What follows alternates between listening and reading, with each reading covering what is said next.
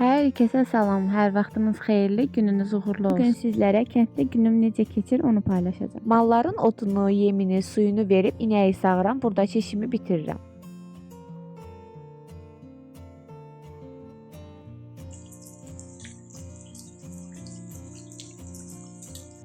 Sağılan inəyin sütünü ocağa qoyub bişirirəm. Yeməkdən sonra qabları mütləq yuyuram. Qabları elə saxlamağı xoşlamıram. Kanalım yenidir. Dəstək üçün abunə olmağı, bəyənib paylaşmağı unutmayın. Sizə nə maraqlı gəlirsə, şərhlərdə mənimlə bölüşə bilərsiniz. Cücərən soğanları təmizləyib blenderla doğrayıram. Buzluğa qoyuram. Bəlkə çoxu üçün bu üsul doğru olmaya bilər, amma bu qədər soğanı tez bir zamanda qurtarmaq mümkün deyil. Ona görə də bu üsul mənim üçün əlverişlidir. Bu üsulla buzluqda saxlayıram. Həm israf olmur, həm də əlimin altında hazır doğranmış soğan olur.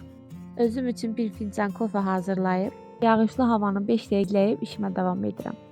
Dünənki gündə kartofun ilk toxasını edib qurtardıq. Bu da son halıdır.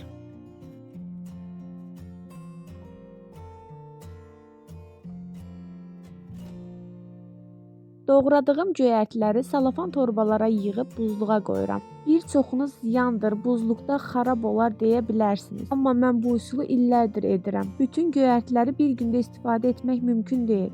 Bu üsulla edəndə mənim üçün çox rahat olur. 2 ədəd 3 kiloluq bankalara qatığın qaymağını toplamışam. Onları nehri aparatına töküb üzərinə 2 balon su əlavə edirəm. Maşına töküb təxminən 10-15 dəqiqə işlədirik.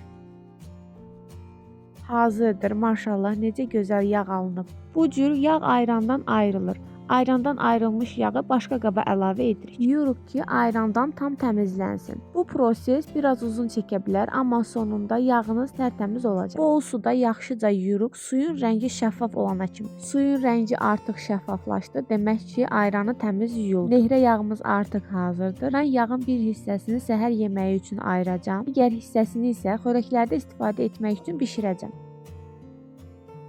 Yağı ocağa qoyuruq, amma nəzarətsiz buraxmayın ki, daşa bilər. Əgər yağınız daşacaq vəziyyətə gəlirsə, ocağın altını keçirdib 2 dəqiqə gözləyin.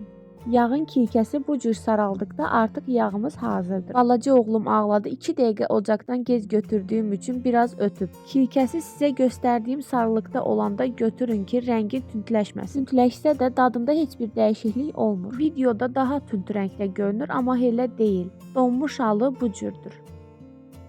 Edən hər kəsə nuş olsun.